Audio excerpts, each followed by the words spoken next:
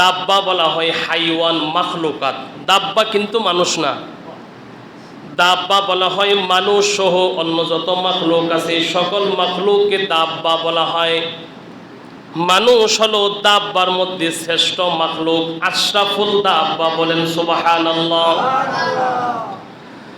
আমার ভাইয়ের, আল্লাহ তাআলা বলেন, আল্লাহ তাআলা জমিনের মধ্যে রিজিক আল্লাহ তাআলা রনে রনে ছিটায় রাখছেন, মানুষ সহ সকল মাখলুকের রিজিক আল্লাহ তাআলা পৌঁছায়া দেন।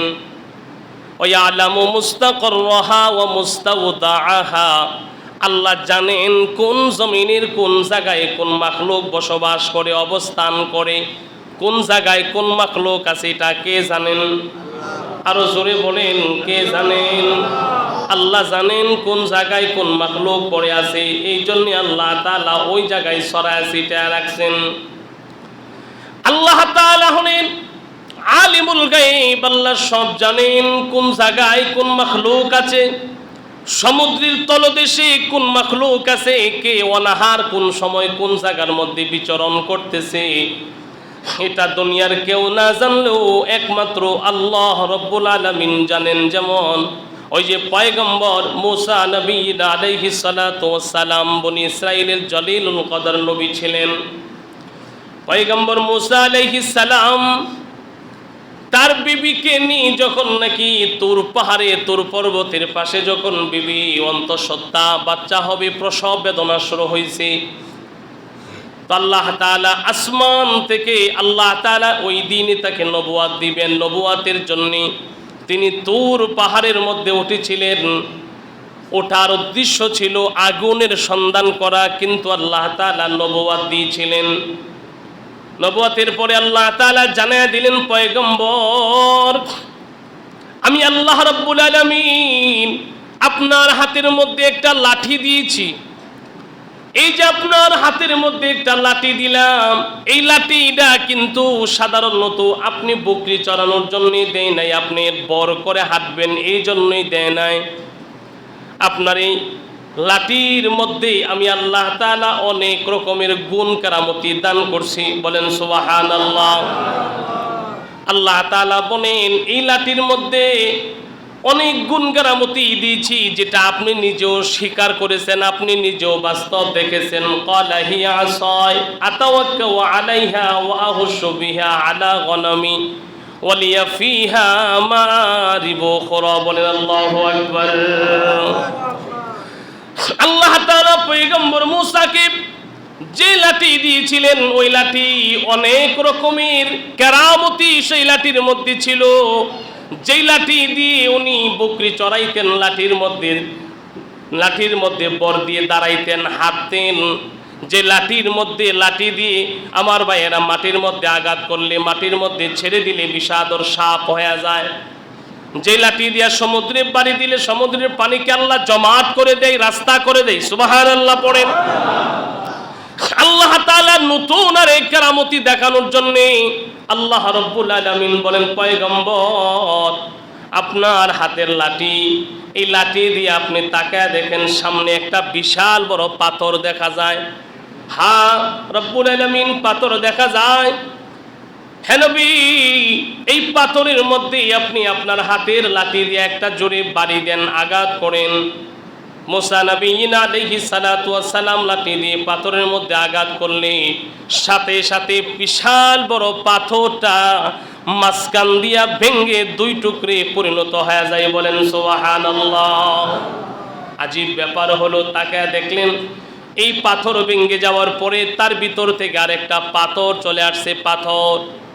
ওই পাথরটা যখন চলে আসলো, আল্লাহর পয়গম্বর মুসা নবী আলাইহিস সালাম বলে, আল্লাহ, এই পাথরটা ভেঙে ভিতর থেকে আরেকটা পাথর চলে আসছে, এই পাথরের মধ্যেও কি বাড়ি দিব নাকি? কৌতূহল সৃষ্টি হলো, এই পাথরের মধ্যে আবার আঘাত করবো নাকি? আল্লাহ বলেন, হ্যাঁ, আবার আঘাত করেন। তো এই পাথরের মধ্যে আবার আঘাত করলো, দ্বিতীয় পাথরটাও ভেঙে গেল। ভাঙ্গার পরে দেখা যায় ভিতর থেকে আরেকটা পাথর বের হলো।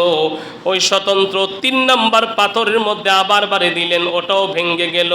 ভেঙে যাওয়ার পরে মাঝখানে দেখলেন একটা ছোট্ট খালি জায়গা। বলেন সুবহানাল্লাহ। আমার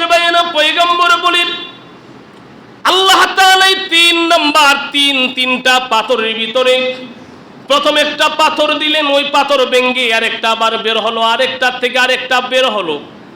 ওই তৃতীয় নাম্বার পাথরের ভিতরে সামান্য একটু ফাঁকা জায়গা, ওই সামান্য ফাঁকা জায়গার মধ্যে তাকায় দেখলেন রেণু পরিমাণ ছোট্ট একটা পোকা বসে আছে।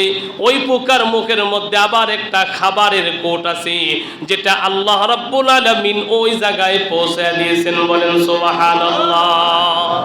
আজীব হয়ে গেল পয়গম্বর বলে, আল্লাহ এটা আজীব এক ব্যাপার, সামান্য রেণু দানা পরিমাণ রেণুটা কি এটা আপনার বোঝার দরকার। রেণু কাকে বলা হয়? আমার ভাইয়েরা তাফসীরি কিতাবের ভিতরে আসছে রেণু, যে রেণুকে বলা হয় বালির কণা রেণু না। একটা বালির কণাকে 70 ভাগ করলে এক ভাগকে বলা হয় রেণু পরিমাণ। সুবহানাল্লাহ। কোন একটা বালুর কণা কতটুকু পরিমাণ, ওই বালুর কণারে যদি 70 ভাগে ভাগ করা হয় তো প্রতিটা ভাগ হবে একটা একটা করে রেণু। এমন একটা রেণু পরিমাণ আল্লাহ তাআলা ওই যেখানে একটা পোকা রাখলেন। রেণুর একটা তাফসীরের মধ্যে রেণুর আরেকটা ব্যাখ্যা আসলো। আমার ভাইয়েরা, গ্রামের মধ্যে বা শহরেও টিনের ঘর দেখবেন, টিনের ঘরের উপর দা কোনো ছিদ্র থাকলে অথবা জানালার ফাঁক দিয়া দিনের বেলা যখন রোদ আসে, রোদ্রে আসলে ঘরের ভিতরে টর্চ লাইটের আলোর মতো চিকন হয়ে আলো যায় না? দেখবেন জানালার ফাঁক দিয়া ঠিক দুপুরবেলা রোদের আলো যখন প্রখর হয়ে আসে তখন দেখবেন একটা চিকন হয়ে আলো যায়। অথবা চালের মধ্যে ছিদ্র থাকলে ছিদ্র দিয়ার নিচে আলো নামে। ওই চিকন আলোটার দিকে তাকাইলে দেখবেন কেমন জানি দোলার মতো কি জানি উঠতেছে। এই আলোটা বিহীন কিন্তু ওই দোলাটা দেখা যায় না। অন্যদিকে তাকাইবেন দোলা দেখা যায় না, শুধু ওই আলোটার দিকে তাকাইবেন দোলা দেখা যায়।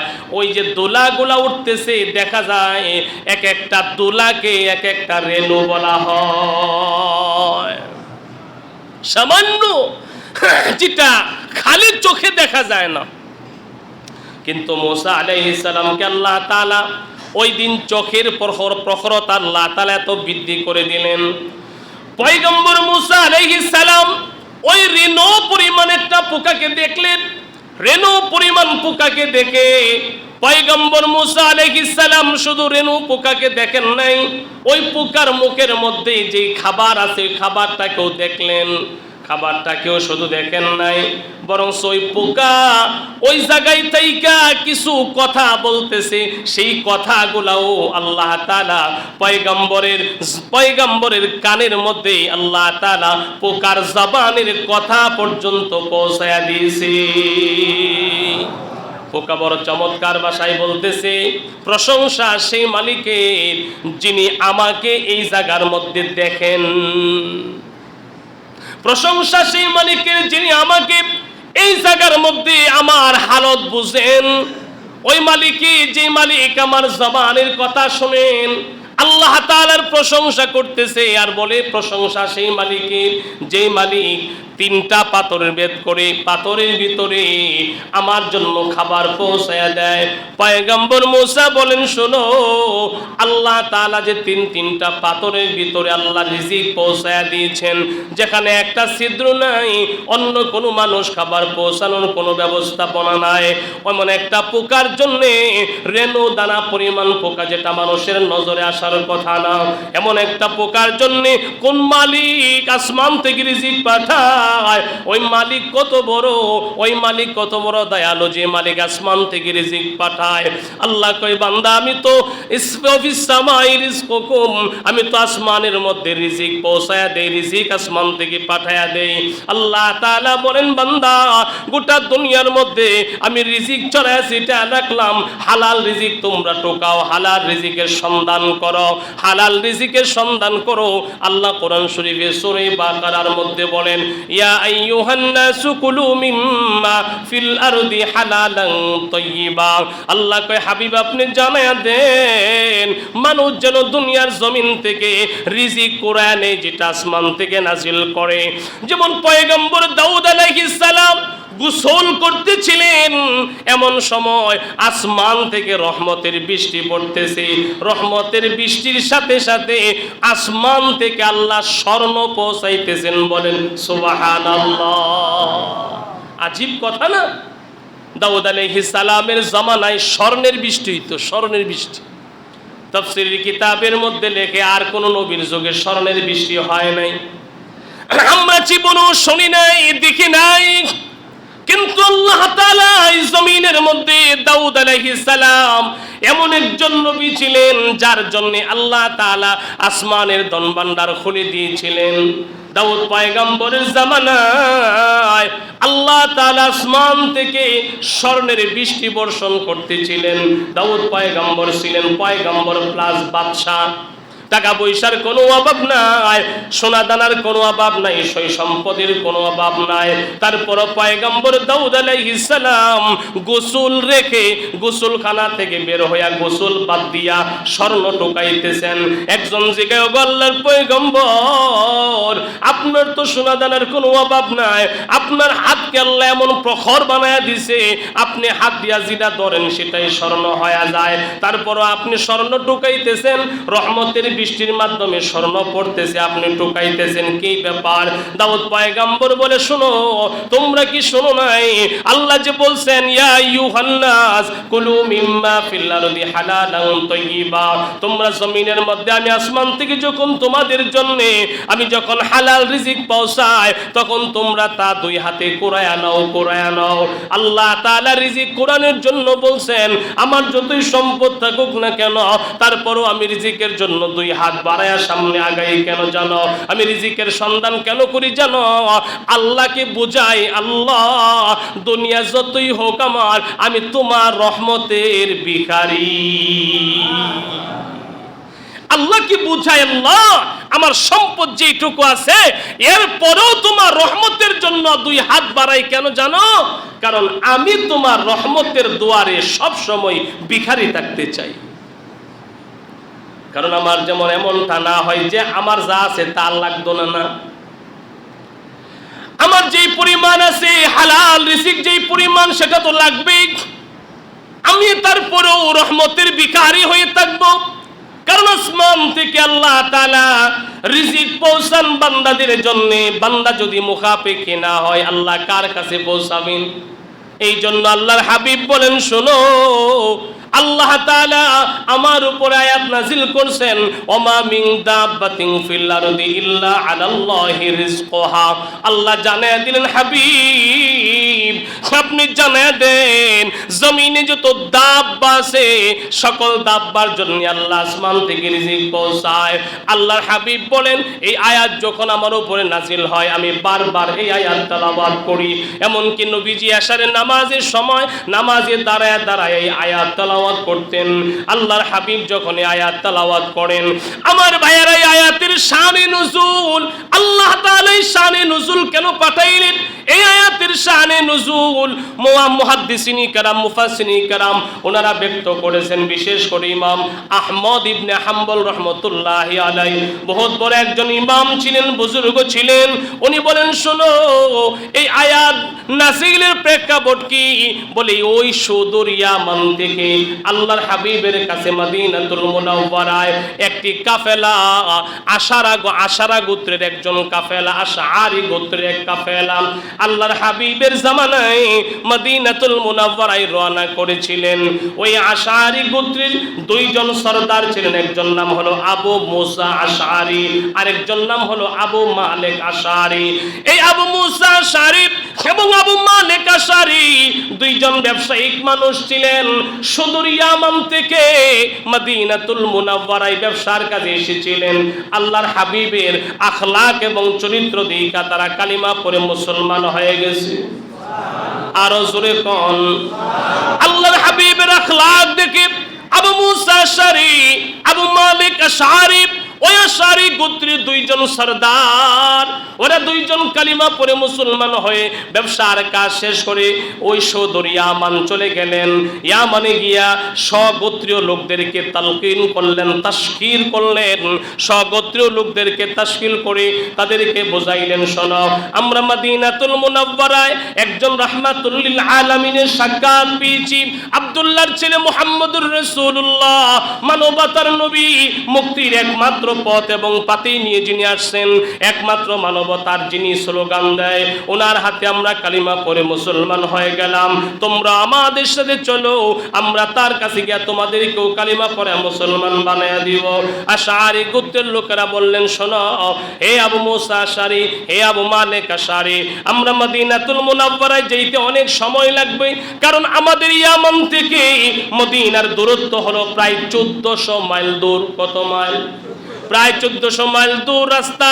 এতটা রাস্তা আমরা উঠে সোয়ার হইয়া, তখনকার সময় তো গাড়ি নাই, কোনো বিমান নাই, তারা উঠে সোয়ার হয়ে 1400 মাইল দূর আসতে হবে। 1400 মাইল দূর উঠে রাস্তা।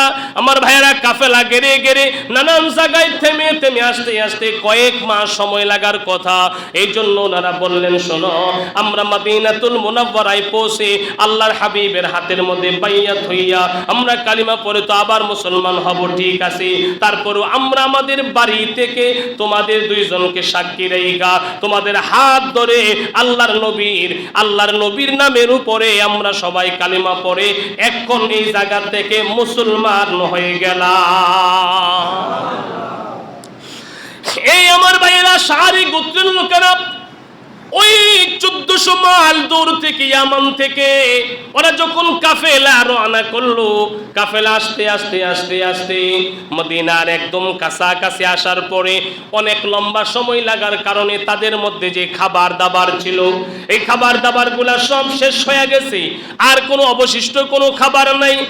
আবু মুসা আশআরী এবং আবু মালিক আশআরী দুইজন মিলে পরামর্শ করলো, আমরা তো মদিনার কাছাকাছি চলে আসছি, কিন্তু এখন তো আমাদের কাছে কোনো খাবার নাই, টাকা পয়সাও আমাদের কাছে আর নাই, এখন তো অনাহারে আমরা থেকে মদিনায় আমরা যাইতে পারবো না, রাস্তায় অনেক মানুষ মারা যাবে না খাওয়ার কারণে, অনাহারের কারণে। তাইলে পরামর্শ করে একজনকে একটা দ্রুতগামী ঘোড়া দিয়া পাঠায়া দিলেন, আর বললেন, শোনো, তুমি দ্রুতগামী ঘোড়া নিয়ে মদিনাতুল মুনাওয়ারায় মসজিদে নববীতে যাইবা, আল্লাহর হাবিবের কাছে গিয়ে আমাদের হালত বলবা।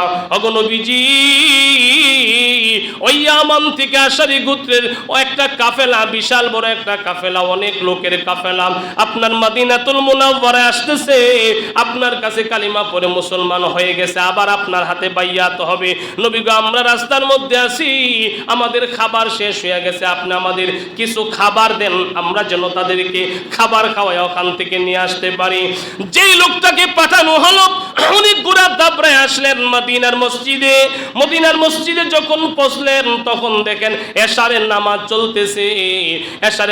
চলতেছে। উনি মদিনার মসজিদের সামনে আসলেন, আয়েশা দেখলেন রাহমাতুল লিল আলামিন নবী উনি নামাজের ইমামতি করতেছেন। এমন সময় ওই সাহাবী, আশআরী গোত্রের সাহাবী পিছনে দাঁড়ায় রইলেন, আল্লাহর হাবিব নামাজের মধ্যে তেলাওয়াত করতেছেন, ওমা মিন দাব্বাতিন ফিল আরদি ইল্লা আলাল্লাহি রিজকুহা ওয়া ইয়ালামু মুস্তাকাররাহা ওয়া মুস্তাওদাআহা কুল্লুন ফি কিতাবিম মুবিন। আল্লাহর হাবিব যখন নাকি সেইভাবে তেলাওয়াত করতেছে, ইয়ামানের লোক তারা আরবি ভাষা বুঝে, আল্লাহু আকবার বলেন। ইয়ামানের মানুষ ওরা আরবি ভাষা বুঝে। আল্লাহর হাবিবের জবানের তেলাওয়াতটা যখন শুনলেন, ওই সাহাবী তিনি বুঝতে পারলেন, আয়াতের অর্থ বুঝলেন, মর্ম অর্থ বুঝলেন, ব্যাকরণও বুঝলেন, সব বুঝলেন। উনি বুঝা চিন্তা করে, হায় রে হায়, যেই নবীর কাছে আসলাম খাবারের জন্য, ওই নবী নামাজের মধ্যে তেলাওয়াত করে। খাবারের মালিক তো নবী না, খাবারের মালিক তো আসমানের মালিক আল্লাহ। আসমানের মালিক যদি আল্লাহ হয়, তাইলে নবীর কাছে আর খাবার চায় লাভ কি? আল্লাহ যদি সব মাখলুকের খাবার পৌঁছাইতে পারে, আমরা হইলাম মাখলুকের মধ্যে শ্রেষ্ঠ মাখলুক, আমাদের খাবার আল্লাহ পৌঁছাবে। ওই সাহাবী আর দেরি করলেন না, আল্লাহর হাবিবের লগে আর সাক্ষাৎও করলেন না। আল্লাহর নবী নামাজ শেষ করলেন, এর আগেই সাহাবী ওখান থেকে ঘোড়া নিয়ে আবার চলে গেলেন। নিজ গোত্রের কাছে গেলেন, গিয়া নিজের এই কথাটা গোপন রাইখা উনি কাফেলার কাছে গিয়া বললেন, শোনো আমি গিয়েছিলাম মসজিদে নববীতে, খাবার আসবে, সুবহানাল্লাহ, খাবার আসবে এই কথাটা বইলা উনি বলেন আমি আলাদা হয়ে গেলাম, কাফেলা থেকে একটু দূরে গিয়া বারবার খালি এই আয়াত তেলাওয়াত করতেছি, কারণ নবীর জবান থেকে আয়াত শোনার পরে ওই আয়াতটা আমার মুখস্থ হয়ে গেছে। বলেন সুবহানাল্লাহ। ওই সাহাবী বলেন আমি বারবার আয়াত তেলাওয়াত করতেছিলাম, আর আমার দৃঢ় বিশ্বাস ছিল এটা আল্লাহ যদি রিজিক পৌঁছায় তাইলে অবশ্যই আল্লাহ আমাদের কাফেলাকে না খাওয়ায় মারবে না, কাফেলার কাছে খাবার পৌঁছাবে, এই দৃঢ় বিশ্বাস ছিল। একটা জিনিস খেয়াল করেন, যেই সাহাবী বলেন আমি আয়াত শুনে আমার দৃঢ় বিশ্বাস হইল আল্লাহ খানা পাঠাবেন, ওই সাহাবী কিন্তু নতুন মানুষ, মাত্র ইয়ামান থেকে কালিমা পড়ে মুসলমান হয়ে আসছে, মাত্র কয়েকদিনের একজন কালিমাওয়ালা মুসলমান, এখনো নবীর সান্নিধ্য পায় নাই, এখনো নবীর সহবত পায় নাই, কিন্তু ঈমানটা কত পাকাপোক্তা ছিল যে এই বিশ্বাস ছিল আল্লাহ অবশ্যই খাবার পৌঁছাবেন। আর আমরা 40 বছর 50 বছর 60 বছর 80 বছর ঈমানদার হয়ে গেছি, এখনো এই বিশ্বাস জন্মায় না, এখনো নানান জায়গায় যায় খাবারের জন্য পেরেশানি করি, খাবারের চিন্তা আমাদের দূর হয় না। ওই সাহাবী বলেন আমি আলাদা হয়ে গেলাম, বারবার আয়াত তেলাওয়াত করতেছিলাম, কারণ আল্লাহ যদি রিজিক পৌঁছায় সকল মাখলুকের তাইলে আমাদের রিজিকও পৌঁছাবে। আমার ভাইয়েরা এই বিশ্বাস নিয়ে যখন উনি ওই জায়গার মধ্যে বারবার আয়াত তেলাওয়াত করে, হঠাৎ করে এমন সময় একজন অপরিচিত মানুষ আমার ভাইয়েরা বিশাল বড় খাবারের সসমেন নিয়া, খাবারের জুপড়ি নিয়া আমার ভাইয়েরা ওই কাফেলার কাছে হাজির হয়ে গেছে। কাফেলার লোকদেরকে বললেন তোমরা অনেক দিন তোমরা এখানে আসছো ক্ষুধার্ত, তোমরা অনেক ক্ষুধার্ত, এই জন্য তোমাদের জন্য খাবার নিয়ে আসলাম। খাবার যখন নামাইলেন সবাই আনন্দ ফুর্তি করে খাবার খাইলেন। ওই সাহাবীকেও ডাকলেন, সাহাবী সেই খাবার দেখে আনন্দিত হয়ে গেছেন, কিন্তু আসল কথা কাউকে বলেন নাই, আসল কথা বলেন নাই, নবীর কাছ থেকে যে খাবারের কথা না বলি চলে গেছেন এটা বলেন নাই। সাহাবী কয় না না না, আমি তো বিশ্বাস ছিল আল্লাহ খাবার পৌঁছাবে, এই খাবার আল্লাহ পৌঁছাইছে, বাকি সব সাহাবী জানে নবী খাবার পাঠাইছে, ওই সাহাবী খালি একাই জানে এই খাবার নবী পাঠায় নাই, এই খাবার পাঠাইছেন যিনি রাজ্জাক, যিনি আসমান থেকে খাবার পৌঁছান, ওই মালিক খাবার পাঠাইছে। সবাই মিলা খাবার খাইলো, খাবার খাওয়ার পরে অনেকগুলা খাবার আরো বেশি হয়ে গেল, কারণ আল্লাহ তাআলা প্রদত্ত রিজিকের মধ্যে বরকত আছে না নাই, বরকত আছে না নাই, অনেকগুলা খাবার আবার বেশি হয়ে গেল। একজনকে বলল শোনো এই খাবারগুলা তাড়াতাড়ি নিয়ে যাও, নবীর কাছে নিয়ে পৌঁছায়া দিয়ে আসো, এই খাবারগুলো আমাদের লাগবে না, আমরা খাবার যে পরিমাণ খাইছি আগামী 2 দিন না খাইলেও চলবে, অসুবিধা নাই। ওই সাহাবী আবার গিয়া আমলে বসে গেলেন, এই দিকটা খাবার অন্য আরেকজন সাহাবীকে দিয়া নবীর দরবারে পাঠায়া দেওয়া হলো। আল্লাহর হাবিবের কাছে খাবারের সসমেন নিয়ে যখন যাওয়া হলো, আল্লাহর হাবিবের কাছে গিয়া কই নবী গো আপনি আমাদের কাফেলার জন্য যে খাবার পাঠাইছিলেন ওই খাবার সবটুকু আমাদের লাগে না, আমরা খাবার বেশি হয়েছে এই জন্যই খাবার আপনার কাছে আবার ফেরত দিয়া দিলাম, আমরা সবাই খাইছি তৃপ্তি সহকারে খাইলাম, খাবারের মধ্যে কোনো শর্ট নাই, এই খাবারগুলো আপনার কাছে আবার জমা দিয়া দিলাম, অন্য কোনো কাফেলা যদি ক্ষুধার্ত হয় ওই কাফেলার কাছে আপনি খাবার দিয়া দিবেন, অনাহারকে খাবার খাওয়ায়া দিবেন। আল্লাহর হাবিব বললেন কি বলো, সেই খাবার আমি পাঠাইছি, মানে এই খাবার কোত্থেকে? বলে এই খাবার না আপনি গত রাতে আমাদের কাছে পাঠাইছেন। আল্লাহর হাবিব বলেন না না, আমি তো তোমাদের কাছে খাবার পাঠাই নাই, এই খাবার কে তোমাদেরকে বলছে আমি পাঠাইছি? আমাদের এক সাথী ভাই আপনার কাছে গত রাতে সারের সময় আসছিল, উনি আপনার কাছে সংবাদ দিয়ে গেছে। বলেন না না, সে তো আমার কাছে আসে নাই। আল্লাহর হাবিব বলেন কে ওই লোকটা, তারে আমার কাছে নিয়ে আসো, কাকে পাঠাইছিলাম। সবাই মিলে যখন ওই সাহাবীকে আল্লাহর হাবিবের দরবারে নিয়ে আসলেন, সাহাবী ডাক দেয়া কই নবী গো আল্লাহর কসম আমি আসছিলাম কিন্তু আপনার লগে সাক্ষাৎ করি নাই, খাবারের কথা বলি নাই। কেন বলো নাই? আমি আয়েশা দেখি আপনি নামাজের মধ্যে দাঁড়ায়া ওই আয়াত তেলাওয়াত করতেছেন, যে আয়াতে আল্লাহ বলছেন সকল মাখলুকের রিজিক আল্লাহ আসমান থেকে আল্লাহ জমিনে পাঠায়া দেয়।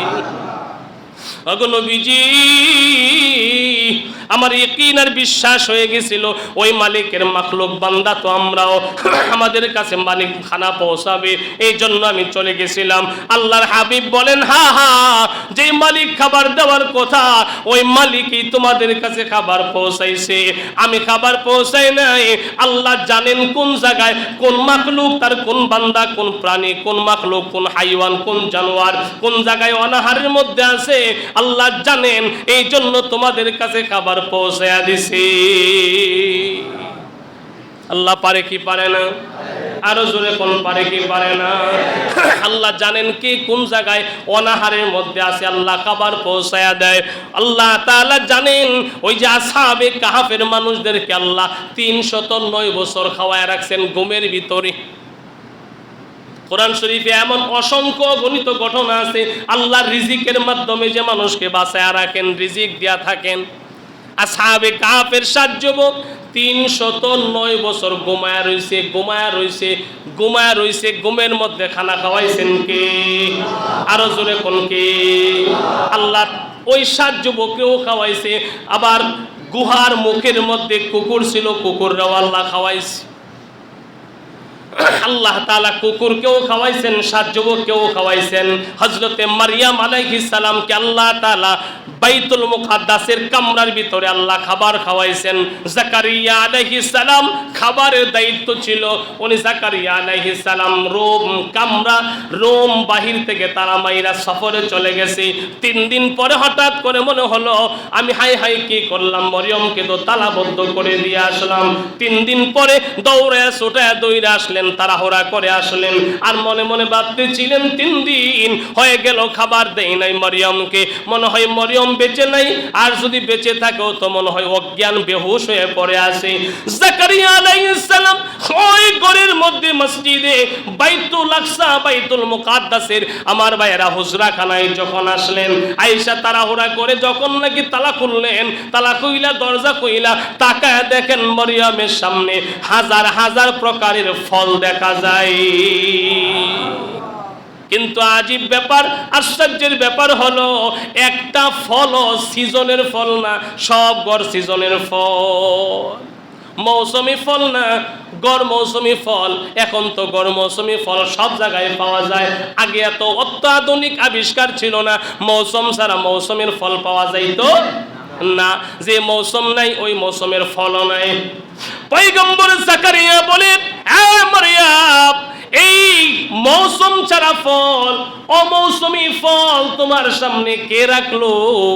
মরিয়ম ডাক দিয়া কই, খালুজি, এই মৌসুম ছাড়া ফল আসমান থেকে আমার আল্লাহ আমার জন্য পাঠাইছে, আসমান থেকে আমার আল্লাহ আমার জন্য পাঠাইছে। আপনি মনে করছেন আপনি আমারে খাবার দেন, আপনি না দিলে বুঝি কেউ দেবার নাই। আপনি 3 দিনের জন্য চলে গেলেন, আল্লাহ জিব্রাইলের মাধ্যমে আমার কাছে খাবার পৌঁছাইছে। আর জাকারিয়া নবী তাকায় দেখলেন, তাই এই খাবার দুনিয়ার কোনো মানুষ দেওয়ার ক্ষমতা নাই, কারণ এইগুলা তো বর্তমান বাজারে খাবার নাই। আমার ভাইয়েরা, আল্লাহ তাআলা হলেন রাজ্জাক, আল্লাহ তাআলা রিজিক পৌঁছান অলৌকিক ভাবে। আল্লাহ যখন যা পারেন তখন যা চান আল্লাহ তাই করতে পারেন। আল্লাহ তাআলা যদি দেন, দুনিয়ার কোনো মানুষ আটকে রাখার কোনো সুযোগ নাই। কিন্তু হালাল রিজিকের জন্য আল্লাহ বলেন, হালাল রিজিকের সন্ধান করো, হারামের মধ্যে যাও না। হালাল যদি অল্প হয়, এই হালালের মধ্যে বরকত দিবেন কে? আরো জোরে কোন কে? জীবন গেলেও হারাম খাওয়া যাবে না। হারাম খায়া যদি শরীর বানাও, এই শরীর দিয়ে ইবাদত করলে কবুল হবে না। হালাল দিয়া শরীর বানাইতে হবে। হালাল অল্পের মধ্যেও বরকত আছে, হারাম বেশির মধ্যেও বরকত নাই। আল্লাহর কাছে যদি সবর করো, আল্লাহ হালাল রিজিক পৌঁছাবেন। ওই যে তাফসীরি কিতাবের মধ্যে আসছে, এক গভীর জঙ্গলার মধ্যে 6 জন মর্দে মুজাহিদ ইমানদার মুসলমান সফর করতে করতে জঙ্গলার পথ দিয়ে যখন এক দেশ থেকে আরেক দেশে যায়, জঙ্গলার মধ্যে গিয়ে হঠাৎ করে পথ হারায়া ফেলছে। সন্ধ্যা গনিয়ে আসছে, পথ হারিয়ে ফেলছে। যেই পথ দিয়ে অন্য দেশে যাওয়ার কথা, ওই পথ হারায়া জঙ্গলার পথ দিয়া চলা শুরু করলো। যাইতে যাইতে কিছুক্ষণ পরে গিয়া দেখলো বিশাল অরণ্য, জঙ্গলা, গভীর জঙ্গল। যেই জায়গার মধ্যে যাওয়ার পরে আর কোনো জায়গা নাই, এমন একটা জায়গায় গিয়া পৌঁছে গেল। 6 জন মানুষ এবার চিন্তা করে, হায় হায়, মরা ছাড়া কোনো উপায় নাই। 6 জন, এদের যে খাবার ছিল ওই খাবারও শেষ হয়ে গেছে, এখন তাদের কাছে খাবারও নাই। কি করবে? 6 জন কয়েকটা কাজ করো, এই রাতটা কোনো মতে কাটায়। রাতটা কাটানোর পরে সকালে সূর্যের আলো যখন পড়বে তখন রাস্তা বের করা যাবে। 6 জন মানুষ, পেটের মধ্যে খাবার নাই, ক্ষুধার্ত মানুষ যখন শুইছে ঘুমানোর জন্য, 6 জন মিলে এক জায়গায়, পেটে ক্ষুধার কারণে চোখের মধ্যে ঘুম আসে না, আসে না নেই? বেশি ক্ষুধা লাগলে ঘুমায় না। 6 জন মিলা ঘুমাইতে চেষ্টা করলো, ঘুম আসে না। অল্প কিছুক্ষণ গড়াগড়ি কইরা এবার যখন কোনোভাবেই ঘুম চলে আসলো না, তখন 6 জন চিন্তা করে, না না, কিছু না খায়া ঘুমানো যাবে না। হঠাৎ করে তাকায়া দেখলো আমার ভাইয়েরা, হাতির একটা বাচ্চা, হাতি আছে না, হাতির একটা বাচ্চা এদের দিকে আসতেছে। তখন ওই 6 জনের মধ্যে 5 জন কয়, আলহামদুলিল্লাহ, আমরা ক্ষুধার্ত, তো আল্লাহ আমাদের জন্য খাবার পৌঁছাইছেন। ওই যে দেখো হাতির বাচ্চা আসতেছে। তার মানে হাতির বাচ্চাটা দুইরা জবাই কইরা লইটার গোশত রান্না করে খায়ালামু। 6 জনের মধ্যে একজন ডাক দিয়ে কই, শোনো, আল্লাহ যদি আমাদের জন্য খাবারই পাঠাবে, আল্লাহ যদি আমাদের জন্য রিজিক পাঠাবে, তাইলে হারাম রিজিক পাঠাবে না, আল্লাহ হালাল রিজিক পাঠাইতে পারতো। হাতির বাচ্চা না পাঠায়া জঙ্গলি গরু বা জঙ্গলি মহিষের বাচ্চা পাঠাইতে পারতো। হাতি খাওয়া হালাল না হারাম? আরো জোরে কোন। হাতি খাওয়া হারাম। এই হারাম পশু আল্লাহ আমাদের জন্য পাঠাবে না। এটা এমনিতেই জঙ্গলার এই দিক দিয়ে আসতেছিল। সাবধান, সাবধানে হাতির বাচ্চা জবাই করিও না, হারাম জিনিস খাইও না। 6 জনের বাকি 5 জন কই, শোনো, জীবন বাঁচানোর জন্য এত ফতোয়ার দরকার নাই। জীবন বাঁচাইতে গিয়া হারাম কুদ্দুর খাওন যায়, ফতোয়া দিয়ে দিছি। বলে জীবন বাঁচানো ফরজ, আগে একটু খায়ালাই। আপনারা কি কোন, জীবন বাঁচানো ফরজ না হালাল খাওয়া ফরজ? আরে জোরে কোন, হালাল খাওয়া ফরজ না, জীবন বাঁচানো ফরজ না। কে বলছে? হালাল খাওয়া ফরজ, হারাম খায়া জীবন বাঁচানো, এটারে জীবন বাঁচানো কয় না। 5 জনে কয় ফতোয়া দেওয়ার দরকার নাই, হাতির বাচ্চা সেটারে জবাই কইরা লো, আমরা খায়ালাই। 6 জন, একজন বলতেছে, না না, তোমরা হাতির বাচ্চা খাইতে পারো, আমি হারাম খাবো না, আমি হালালের জন্য বসে থাকবো। ওই বাকি 5 জন, ওই হাতির বাচ্চা কিতাবে আসছে, দরে জবাই করে তার গোশতগুলা রান্না করে জঙ্গলার মধ্যে তারা পেট বইরা খাইছে। কিন্তু একজন মর্জে মুজাহিদ মুমিন, ওই ব্যক্তি হাতির গোশত খায় নাই, হারাম হওয়ার কারণে না খায়া। আবার 6 জন মিলা খাবার শুইল, একজন না খায়া শুইছে, বাকি 5 জন পেট বইরা হাতির গোশত খাইছে। খায়া ওরা যেই মাত্র শুইছে, হঠাৎ করে চোখে ঘুম চলে আসছে, ঘুমায়া গেছে। একজন মর্জে মুজাহিদ মুমিন যে খাবার খাইলো না, কিন্তু তার পেটের মধ্যে ক্ষুধা আছে, ক্ষুধার থাকার কারণে ওই বান্দা শুয়ে শুয়ে আল্লাহ পাকের জিকির করে, আর আল্লাহ, আমি তোমার উপরে তাওয়াক্কুল করলাম, যতক্ষণ না হালাল খাবার না আসবে ততক্ষণ পর্যন্ত আমি কোনো খাবার গ্রহণ করব না। মুখের মধ্যে জিকির, লা ইলাহা ইল্লাল্লাহ, লা ইলাহা ইল্লাল্লাহ, জিকির করতে করতে করতে করতে ওই 5 জনের লগে 6 নাম্বার জন ঘুমিয়ে গেল। ঘুম যখন চলে আসলো, হঠাৎ করে যে হাতির বাচ্চা খাইছে, এই হাতির মা হাতি আছে না নাই?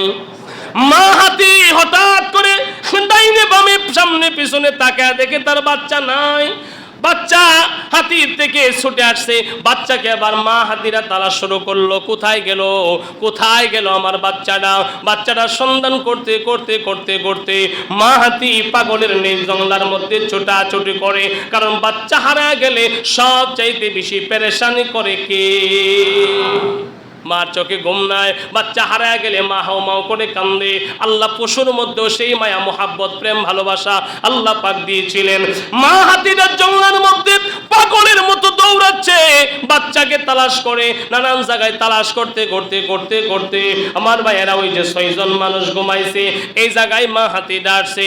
মা হাতি ডাইসা তার সুর দিয়া যখন গ্রান নিছে, গ্রান নিয়া তে বুঝতে পারলো এই জায়গার মধ্যে আমার বাচ্চাটাকে জবাই কইরা এরা পেট বইরা খায়ারা ঘুমাইতেছে। কারণ বাচ্চা হাতিটার চামড়াই জায়গায়, রক্ত গোলাই জায়গায়, হাড় গোলাই জায়গায় দিকা হাতির বুঝতে বাকি নাই এই 6 জনে মিলে আমার বাচ্চা দুইরা জবাই কইরা খাইছে। মা হাতিরা পাগল হয়ে গেছে।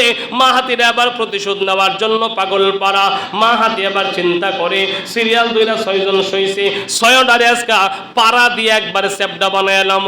মা হাতিরা যখন নাকি এদেরকে মারার সিদ্ধান্ত নিয়ে নিল, আসমান থেকে আল্লাহ জানিয়ে দিলেন এ মা হাতি এই 6 জন যে তুমি মারার জন্য তুমি যে সিদ্ধান্ত নিয়ে নিছ, 6 জন কিন্তু আসামি না, 6 জন কিন্তু তোমার বাচ্চা খায় নাই, 6 জনের মধ্যে একজন কিন্তু আমার বান্দা না খায়া কষ্ট করে বসে আছে, শুয়ে আছে, হালাল খাওয়ার জন্য অপেক্ষা করছে। সাবধান সাবধান, 6 জনকে কিন্তু মারা যাবে না। যারা তোমার বাচ্চারে খাইছো মাইরা লাও, আমার কোনো আপত্তি নাই, কিন্তু আমার বান্দার গায়ে যেন একটু টাচও না লাগে।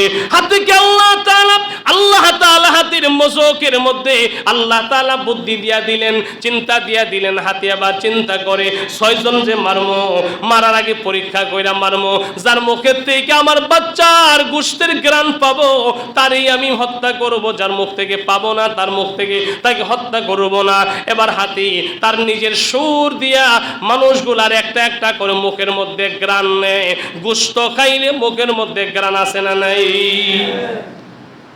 মা হাতিটা সুর দিয়া প্রথম জন যিনি আছে তার মুখের থেকে ঘ্রাণ নিল।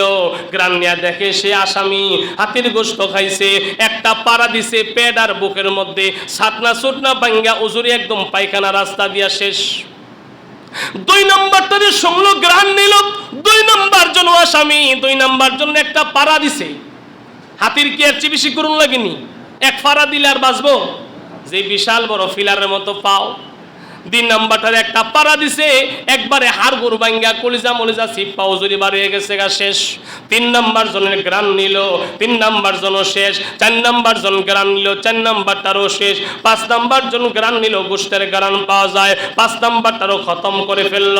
6 নম্বর জনের মুখের মধ্যে হাতি সুর দিয়া ঘ্রাণ নিয়ে দেখেন না না, এই 5 জনের মতো তার মুখের মধ্যে কোনো গোশতের ঘ্রাণ নাই। তার মুখের মধ্যে একটা ঘ্রাণ আছে, মনে হয় তার মুখের মধ্যে জান্নাতের মেশক আম্বরের ঘ্রাণ ছুটছে। কারণ বান্দা যে আল্লাহর জিকির করে করে ঘুমায়া গেল, মুখের মধ্যে জিকিরের নূরের ঘ্রাণ দিয়েছেন কে? ওই মা হাতি না, 6 নম্বর মধ্যে মুজাহিদ যে ক্ষুধার্ত ছিল কিন্তু হাতির গোশত খায় নাই, হারাম হবে দিকা। এই 6 নম্বর জনের কাছে এসে সুন্দর করে বসে গেল মা হাতিরা।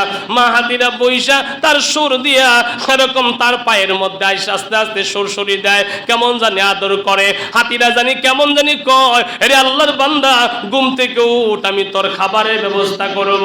4-5 জন 6 জন মানুষের মধ্যে ওরা ক্ষুধার্ত ছিল, তারা হালাল হারাম চিন্তা করে নাই। আমার বাচ্চারে 2রা জবাই কইরা খাইছে, তুই আমার বাচ্চারে খাও নাই, তুমি আল্লাহ পাকের জিকির করে ঘুমাইছো, তোমার পেটেও ক্ষুধা আছে, চলো আমি